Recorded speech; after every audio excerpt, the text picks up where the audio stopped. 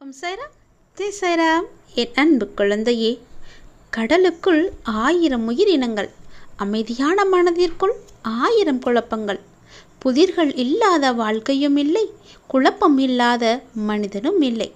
ஒவ்வொருவரின் சிரிப்பிற்கு பின்னால் அழுகையும் உண்டு, அழுகைக்கு பின்னால் சிரிப்பும் உண்டு. சிலையாகும் கற்களுக்குள் 1000 காயங்கள் உண்டு. காயமே இல்லாமல் கல்லானது சிலையாகாது. வளமான வாழ்க்கை வேண்டுமானால் வலியை தாங்க வேண்டும். வலிகள் இல்லாமல் வாழ்க்கையே இல்லை. பிறப்பின் காரணமே வலி நிறைந்த உலகில் வலிகளை கடப்பதுதான். நான் என்ன பேயென்ன அழகின்ற வாழ்வினை தீதன தள்ளி என் திருவடி சேர். உனக்கென ஓர் வழி நான் அமைப்பேன், உன் சுமை யாவையும் நான் சுமப்பேன். நீ செல்லும் பாதையில் வழி துணையாகவே நீ அறியாமலேயே உன்னுடன் வருவேன். உயிரோடு என் உணர்வின் தாக்கம், உன் விரலோடு என் விரல் சேரும் ஆக்கம். நிழலோடு நிஜம் சேரும் சொர்க்கம், உன்னை நினைத்தாலே என் மனதில் மயக்கம். ஒவ்வொரு விடியலும் நமக்காக இல்லை என்றாலும் நமது விடியலுக்காக ஏதோ ஒன்றை பரிசளித்து விட்டுத்தான் செல்கிறது. அதை புரிந்து பயன்படுத்தி கொள்வதும் கை நழுவ விடுவதும் நம்முடைய எண்ணங்களும் செயல்களுமே. ஓம் சாய்ராம் என்னும் நாமத்தினால் உன் மனதிற்கு ஆறுதல் கிடைக்கும். சில நாட்களுக்கு பின் உன் மனதிற்கு ஆனந்தம் கிடைக்கும். உனக்கு எப்போதெல்லாம் என்னை அழைக்க வேண்டும் என்று நினைக்கின்றதோ அப்போதெல்லாம் என்னை அழைத்து விடு. உனக்காக நான் ஓடி வருகிறேன். அதற்காக நேரம் காலமெல்லாம் நீ பார்க்க வேண்டாம். இரவும் பகலும் எப்பொழுதெல்லாம் நேரம் கிடைக்கின்றதோ எவன் ஒருவன் என்னை பற்றி நினைத்து வருகின்றானோ அவன் இனிப்பும் சர்க்கரையும் போல, அலையும் கடலும் போல, கண்ணியும் மொழியும் போல என்னுடன் நான் முழுமையாகவே இணைக்கின்றான். அப்படிப்பட்டவன் எதற்காகவும் எங்கேயும் பயப்பட வேண்டிய அவசியமே இல்லை. என்னை நீ மனதார அழைத்த பின் நீ அமைதியாக இருக்க வேண்டியது மட்டுமே உன்னுடைய வேலை. உன்னுடைய சோகம், உன்னுடைய கண்ணீர், உன் மனவலி, உன் மன வேதனை அனைத்தையும் நான் அறிவேன். நீ எதற்கும் கவலைப்படாதே. உனக்கான நிம்மதியை நான் நிச்சயம் உனக்கு தருகிறேன். நீ எப்போது வேண்டும் என்று கேட்கின்றாயோ அப்போதே உனக்காக எல்லாவற்றையும் செய்து தர நான் ஆவலாக. அவரவருக்கு என்று 1000 கஷ்டங்கள். பொருளாதாரத்தில் கோடிகளை பார்த்து கொண்டிருக்கலாம், ஆனால் அவர் உடம்பில் டஜன் கணக்கில் நோய்களை சுமந்து கொண்டிருப்பார். எனவே தன் நிறைவு பெற்ற மனிதனை தரணியிலே காண முடியாது. ஏதேனும் ஒரு வகையில் சிறு சிறு குறை இருந்து கொண்டுதான் இருக்கும். குறையில்லாத மனிதன் என்று யாருமே கிடையாது. நிறைவு கொண்டவன் யார்? அந்த இறைவன் மட்டுமே. எல்லாம் அல்ல இறைவன் மட்டுமே. அந்த இறையை நாடி குறையை களைய முயல்பவனே முழுமையான மனிதன். என்னை போல நீங்களும் பாபாவை சரணடைந்து வாழ்க்கையில் நீங்க பல அற்புதங்களை கொண்டு வாருங்கள். உங்கள் வாழ்க்கையை நீங்கள் வளமாக்க வேண்டுமென்றால் சாயின் பாதங்களை இறுக பிடித்துக் கொள்ளுங்கள். உங்கள் வாழ்க்கை, அழகான வாழ்க்கை உங்களை தேடி வந்து கொண்டிருக்கிறது. உங்கள் வாழ்க்கையை வளமாக்க உனக்கானது உன்னிடத்தில் வந்து சேர சாயப்பாவை இறுக பிடித்துக் கொள்ளுங்கள். உனக்கானது உன்னிடத்தில் வந்து சேரும் நேரத்தையும் நீ நெருங்கிவிட்டாய். அதனால்தான் இந்த பதிவு உன் கண்ணில் பட்டிருக்கின்றது. எப்பொழுது இதை பார்க்கின்றாயோ அதற்கான ஆரம்ப புள்ளியாக அது உன்னை வந்து சேரும் நல்ல செய்தி உன் செவிகளில் வந்து விழும். என் தங்கமே, உனக்காகவே உன் அப்பா எப்பொழுதும் போராடி கொண்டிருக்கின்றேன். உன்னுடைய நன்மைக்காகவே நான் இங்கு போராடி கொண்டிருக்கின்றேன். உன் கர்மாவை போக்குவதற்காகவே நான் இங்கு பிச்சை எடுத்து கொண்டிருக்கின்றேன். நான் இங்கு பிச்சை எடுக்க எடுக்க உன்னுடைய கர்ம வினைகள் எல்லாமே கொஞ்சம் கொஞ்சமாக உன்னை விட்டு அகழ்வதை நீயே பார்க்க போகிறாய். நான் உனக்காக போராடி கொண்டிருக்கையில் எனக்காக நீ அங்கு நன்றாக இருப்பாய் என்று நான் நம்பிக்கையிலே நான் இங்கு போராடி கொண்டிருக்கின்றேன். என் தங்கமே, உன் அப்பா நான் சொல்வது உன்னுடைய நன்மைக்காகவே. உன் மனதில் உள்ள குழப்பங்களை எல்லாம் தூக்கி எறிந்துவிடு. உன் மனதில் உள்ள கஷ்டங்களை எல்லாம் தூக்கி எறிந்துவிடு. உன் மனதில் உள்ள துயரங்களை எல்லாம் தூக்கி எறிந்துவிடு. உன் பிரச்சனைகளை எல்லாவற்றையுமே தூக்கி எறிந்துவிடு. உன் சுமைகளை எல்லாவற்றையுமே என் மீது ஏற்றிவிடு. நான் பார்த்து கொள்கிறேன். தூக்கி எறிவதை நீ தூக்கி எறிந்துவிட்டால் நான் உனக்கு கொடுப்பதை நிச்சயமாக தாராளமாக என்னால் அள்ளி அள்ளி கொடுக்க முடியும். நீ அங்கு சுமந்து கொண்டிருக்காதே. உன் சுமையை தாங்குவதற்காகவே நான் இருக்கிறேன். சீரடியிலிருந்து இது நான் உனக்கு என்னுடைய வாக்காக தருகிறேன்.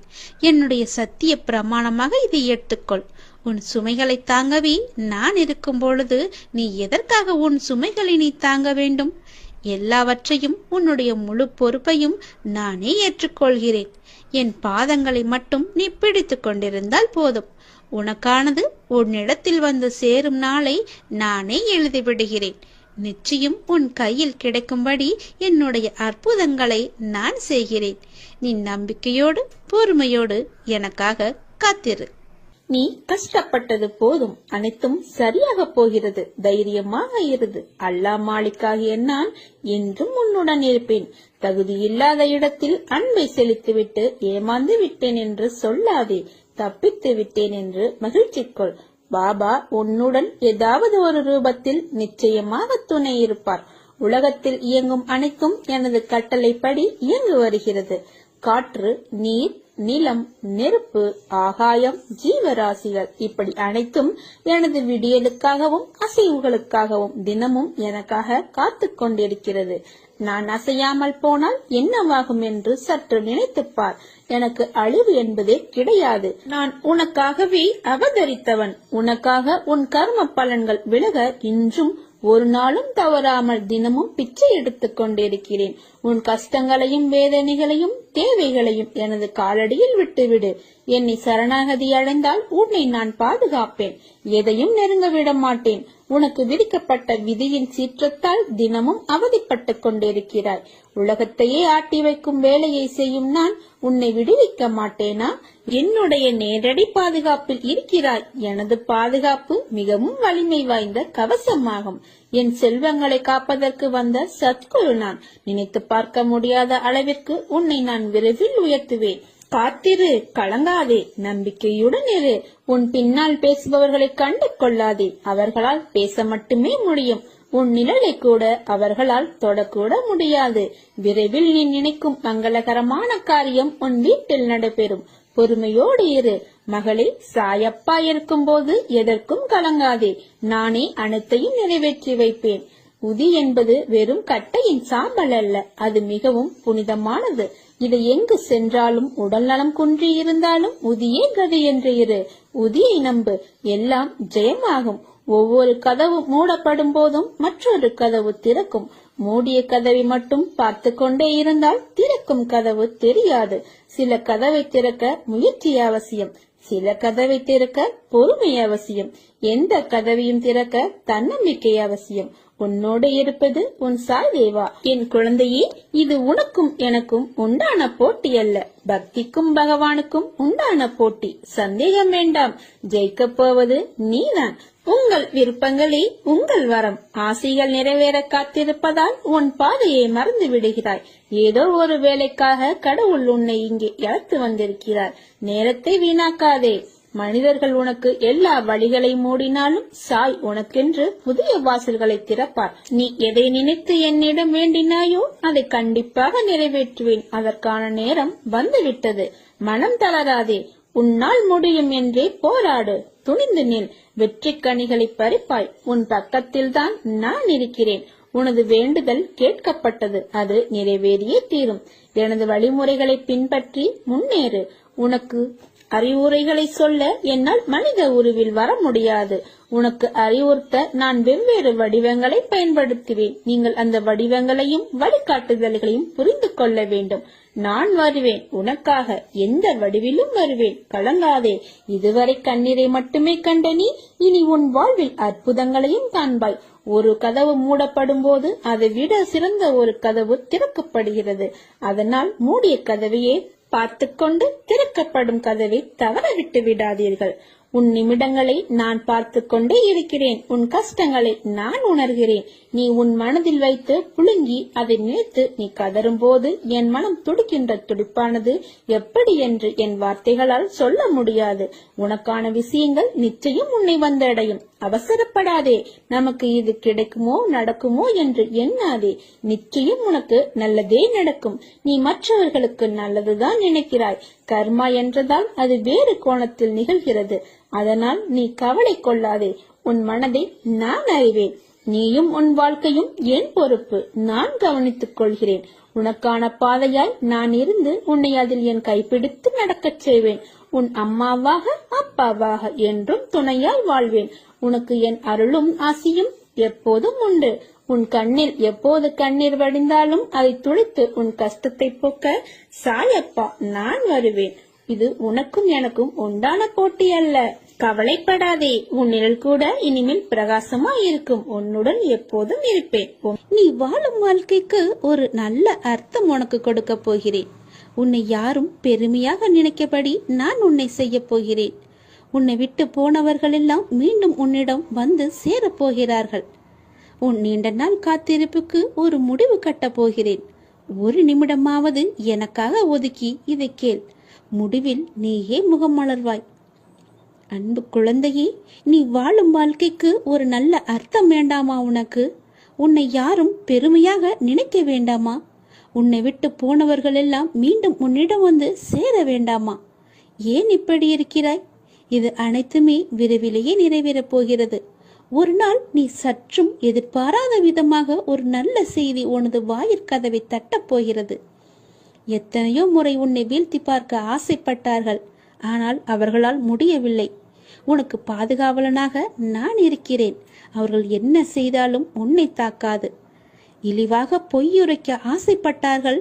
அதுவும் முடியவில்லை. உனக்கு ஆபத்து உண்டாக்க நினைத்தும் அதுவும் முடியவில்லை.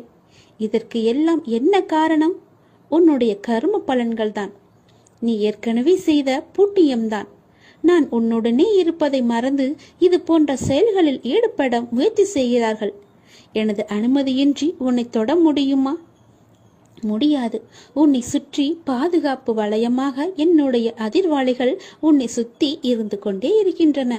நான் எல்லோரிடமும் நன்றாக தானே பழகி கொண்டிருக்கிறேன். யார்தான் எனக்கு இப்படி செய்வது என்ற மனக்குழப்பத்தில் இருக்கிறாய் அல்லவா? யார்தான் செய்வது என்ன காரணம் என்ற யோசனையில் இருக்கிறாய் அல்லவா? வேறு யாரும் இல்லை. உன்னை சுற்றி நல்லவர்களை தவிர மற்றவர்களுக்கும் இடம் கொடுத்திருக்கிறாய் நீ. இதை தவிர உனக்கு நம்பிக்கை வேறு இல்லை. எதிலுமே முதலில் உன்னை மாற்றிக்கொள்ள நீ பழகிக்கொள். எது நடந்தாலும் முதலில் உனக்கு உன் மீதே நம்பிக்கை வேண்டும். அது உன்னிடம் குறைவாக இருக்கிறது. பிறகு நடக்கப் போவதைக் கண்டு நீயே ஆச்சரியமாக பார்க்க போகிறாய். நான் உன்னை அழைக்கின்றேன். நீ என்னை நோக்கி வா. விரைந்து வா. நான் அழைத்தால் மட்டுமே உன்னால் வர முடியும். எப்போது உன்னுடைய காலடி இந்த சீரடி மண்ணில் படுகிறதோ அக்கணமே உனது கர்ம பலன்கள் அனைத்துமே விலகி உன் கஷ்டங்கள் அனைத்துமே உன்னை விட்டு ஓடி ஒளியும். நான் இருக்கிறேன். நீ கலங்காதே. நீ அழைத்தால் நானே வருவேன். இப்போது நான் உன்னை அழைக்கிறேன். நீ என்னை நோக்கி சீரடியில் என்னை பார்க்க சீரடிக்கு நீ வா. சீரடிக்கு வரும் வாய்ப்பை நான் உனக்கு கொடுத்து விட்டேன். உனக்கு நான் கொடுப்பதை எவராலுமே தடுக்க முடியாது. உனக்கானதை உரிய காலத்தில் கொண்டு வந்து உன்னிடமே சேர்ப்பேன். நீ என்னுடைய பிள்ளை. உனக்கானதை கொடுப்பதற்காகத்தான் சீரடிக்கு உன்னை வரவழைக்கப் போகிறேன். சீக்கிரம் வா. என்னை நம்பி வந்த உன்னை நான் என்றும் கைவிட மாட்டேன். உனக்கும் உன் குடும்பத்திற்கும் நானே பாதுகாவலன். இனி உன்னை பற்றியோ உன் குடும்பத்தை பற்றியோ நீ கவலைப்படாதே. எல்லாம் நான் பார்த்துக் கொள்கிறேன். என் அன்பு குழந்தையே, நீ முதலில் மனதை அடக்கு. மனம் தடுமாறுகிறது. எப்போதும் அலைப்பாய்ந்தபடியே இருக்கிறது. இதை அடக்கி நிறைப்படுத்தும் வழி என்ன? நம் மனம் எப்பொழுதும் எதை பற்றியேனும் சிந்தித்துக் கொண்டே இருப்பதால் தெளிவான முடிவுகளை எடுக்க முடியாமல் தடுமாறும். குறிப்பாக சின்ன சின்ன விஷயம் அவ்வப்போது நடக்கும். அதை பற்றியே பெரிதாக விரிவுபடுத்தி பார்ப்பதுதான் மனதின் இயல்பு. உதாரணமாக, யாராவது நம்மை திட்டிவிட்டால் பதிலுக்கு நம்மால் திட்ட முடியாத போது நேரில் கூனி குறுகிவிட்டு அவருக்கு பின்னால் அவரை மனதிற்குள் அதிகமாக திட்டுவது போல், அடிப்பது போல, கொல்வது போல கற்பனை செய்து தன்னை ஒரு பெரிய கதாநாயகனாக காட்டிக்கொண்டு ஒரு பெரிய கதையை பின்னிக் கொண்டிருப்போம். பொறாமை, சந்தேகம், அவமதிப்பு, கோபம், பயம், அவமானம், பேராசை, தற்பெருமை, கட்டுப்படுத்த முடியாமல் வளவளவென பேசுதல் போன்ற உணர்ச்சிகள் நம்மை தாக்கும் போது மனம் அதிலேயே உழன்று அதில் ஏதோ தீர்வை காண்பது போல தன்னிலே உழன்று கொண்டிருக்கும். உணர்ச்சியை கட்டுப்படுத்த முடியாத போது அதை வெளிப்படுத்தி விடுவோம். மற்ற சமயங்களில் எல்லாமே மனதிற்குள் தான் அரங்கேற்றமாகும். இதனால் தான் மனம் நிலை கொள்ளாமல் தவிக்கிறது. இதை அடக்க வேண்டும். எப்படி அடக்குவது? முழுமையாக அந்த எண்ணங்கள், சிந்தனைகள் உங்களை கடந்து போகட்டும் என விட்டுவிட வேண்டும். கண்களை மூடி அமைதியாக இந்த நிகழ்வுகள் முடியும் வரை நீங்கள் உட்கார்ந்திருங்கள். கரையான்கள் புற்றிலிருந்து புறப்படுவதை போல இந்த எண்ணங்கள் மனதிலிருந்து புறப்பட்டு சென்ற பிறகு மனதில் ஒரு வெற்றிடம் தோன்றுவதை உங்களால் உணர முடியும். இந்த வெற்றிடம் துவக்கத்தில் ஒரு சிறு வினாடிகள் வரை நீடிக்கும். இதையே பழக்கப்படுத்தினால் ஒரு சில நிமிடங்கள் தொடரும். காலப்போக்கில் நிமிடங்கள் மணிக்கணக்கில் ஆகும். இந்த எண்ணங்களை கட்டுப்படுத்ததான் மூக்குக்கு மேலே புருவ மத்தியில் ஒரு கற்பனை உருவத்தை கொண்டு வந்து நிறுத்திக் கொண்டு அதில் பார்வையை செலுத்துவார்கள். இப்படி செய்து வந்தால் எண்ணங்கள் தடைப்பட்டுவிடும் என்பது நமது முன்னோர்கள் கண்டறிந்த உண்மை. இதை பின்பற்றி நீங்கள் பாருங்கள். எதன் மீதாவது ஆசைப்படுதல், எண்ணமிடுதல் ஆகியவற்றாலும் மனம் அலைப்பாயும். பகவான் சாய்ராம் மீது பாரத்தை வைத்துவிட்டால் எல்லாம் நாளடைவில் சரியாகிவிடும். கவலையை விட்டொழி, உறுதியுடன் இரு. என் பக்தர்களை நான் துக்கப்படுவதில்லை. சீரடியில் நீர் கால் வைத்த அக்கணமே உம்முடைய துன்பத்திற்கு முடிவேற்பட்டு விட்டது. நீ தடங்களின் கடலில் கழுத்து வரை மூழ்கி இருக்கலாம். துக்கமும் வேதனையுமாகிய படுகுழியில் ஆழமாக அமிழ்ந்து போயிருக்கலாம். ஆனால் யார் இந்த மசூதி மாயின் படிகளில் ஏறுகிறாரோ அவர் சுகத்தின் மீது சவாரி செய்வார். இவ்விடத்தில் இருக்கும் பக்கீர் மகா தயாளன் உம்முடைய வியாதியையும் வலியையும் நிர்மூலமாக்கி விடுவார். அனைவரின் மீதும் கருணை கொண்ட இந்த பக்கீர் அன்புடன் உம்மையும் பாதுகாப்பார். எந்த ஜென்மத்தில் என்ன புண்ணியம் செய்தாயோ நான் உனக்கு குருவாக வந்திருக்கிறேன். நீ பாபாவின் பாதுகாப்பில் இருக்கிறாய். நீ செய்த பாவங்களை போக்கவும் உனது பாரத்தை முழுவதுமாக சுமப்பதற்காகவும் நீ படும் வேதனையிலிருந்து உன்னை விடுவிக்கவும் எதை எதை இழந்தாயோ அதை மீண்டும் பெறுவதற்காகவும் உன்னை முழுவதுமாக புரிந்து கொள்ளாமல் தவறாக நினைத்து உன்னை விட்டு நெடுதூரம் சென்றவர்களுக்காகவும் நான் உனது குருவாகவும் நீ எனது பக்தனாகவும் இருக்கிறாய். உனது கர்ம பலன்களை விலக்கி உனது துயரங்களை போக்கி தக்க சமயத்தில் அனைத்தும் உன்னை தேடி வர செய்து அனைவரும் வியக்கும் வண்ணம் வாழ்க்கையில் உன்னை உயர்த்தப் போகிறேன். கவலைப்படாமல் இரு. அப்பா நான் இருக்கிறேன். கலங்காதே. எதற்காகவும் எப்பொழுதும் கலங்காதே. மகிழ்ச்சியாக இரு. கால நேரம் எல்லாமே உன்னை தேடி வந்து கொண்டிருக்கிறது. பொறுமையாக இரு. மனம் தளராதே. அப்பா நான் இருக்கிறேன். ஒருவர் வாழ்வில் சத்குருவின் பாதுகாப்பு என்பது மிகவும் வலிமை வாய்ந்த படைக்கலாகும். ஏனெனில் தன் குழந்தைகளை காப்பதற்காக சத்குரு எந்த அளவுக்கு எந்த உருவில் செல்வார் என்பதை யாராலும் கற்பனை செய்து கூட பார்க்க முடியாது. எந்த உருவத்தில் வேண்டுமானாலும் செல்வார். இருக்கும் வரை சந்தோஷமாக இருப்போம் என்ற எண்ணத்தை விட்டுவிடு. ஏனெனில் நடந்ததும் நடப்பதும் நடக்கப் போவதும் இறைவனின் கையில். எனவே தூய்மையான எண்ணம், தூய்மையான செயல்களுடன் இறைவனை சரணடை. இருப்பதை கொண்டு நிம்மதியாக வாழ பழகு. சதா காலமும் சாய்ராம் என்ற நாமத்தை உச்சரித்து அவன் நினைவில் வாழு. 1 மணி நேரம் ஓம் ஸ்ரீ சாய்பாபாவின் நாமம் சொன்னால் 1 மணி நேரம் நீங்கள் மௌன விரதம் இருப்பதாகிறது. 1 மணி நேரம் நீங்கள் பாபாவுக்கு சம்மதமாக வாழ்ந்தாகிறது. 1 மணி நேரம் ஹரிச்சந்திரன் போல் உண்மையை பேசியதாகிறது. 1 மணி நேரம் நீங்கள் உங்கள் மரணம் என்கிற பரீட்சைக்கு தயார் செய்கிறீர்கள் என்று ஆகிறது. 1 மணி நேரம் பூஜை செய்ததாகிறது. 1 மணி நேரம் உங்கள் பாவத்தை போக்கிக் கொள்ள பிரயாச்சித்தம் செய்ததாகிறது. 1 மணி நேரம் பாபாவை நோக்கி சில படிகள் முன்னேறியதாகிறது. 1 மணி நேரம் ஓதுவதாகிறது. 1 மணி நேரம் பெரியோர்கள் சொல் பேச்சு கேட்டதாகிறது. 1 மணி நேரம் நீங்கள் பக்தராகிறீர்கள்.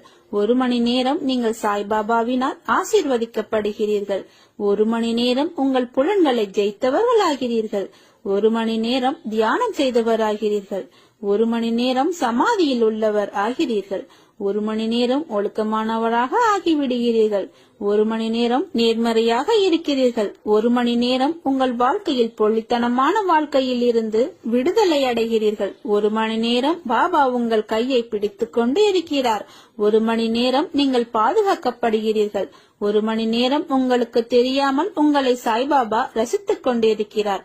1 மணி நேரம் மகான்கள் வாயில் வந்த நாமத்தை நாமும் சொல்வதால் அவர்களுடைய பிரசாதத்தை உண்டவர்கள் ஆகிறீர்கள். இந்த 1 மணி நேரத்தினால் பாபா நீங்கள் செய்த தவறுகளை மன்னித்து காக்குகிறார். 1 மணி நேரம் யாகம் செய்தவராகிறீர்கள். 1 மணி நேரம் பாபாவை நீங்கள் கடனாளி ஆக்குகிறீர்கள். 1 மணி நேரம் நீங்கள் கங்கையில் குளித்தவராகிறீர்கள். 1 மணி நேரம் யமுனையில் குளித்தவராகிறீர்கள். 1 மணி நேரம் காவிரியில் குளித்தவராகிறீர்கள். 1 மணி நேரம் சீரடி மண்ணில் உருண்டு பிறண்டவராகிறீர்கள். 1 மணி நேரம் கோடி கோடியான புண்ணியத்தை சம்பாதிக்கிறீர்கள். எல்லாவற்றிற்கும் மேல் நாமம் வேறு இல்லை, சாயும் வேறு இல்லை. அந்த 1 மணி நேரம் பாபாவே உங்கள் நாக்கில் எச்சில் பட்டு கட்டொட்டு இருக்கிறார். பாக்கியம் செய்திருந்தால் மட்டுமே பாபாவின் திருநாமத்தை நம்மால் சொல்ல முடியும். 1 மணி நேரம் பாபாவின் நாமத்தை சொன்னால் எல்லாம் நல்லதே நடக்கும்.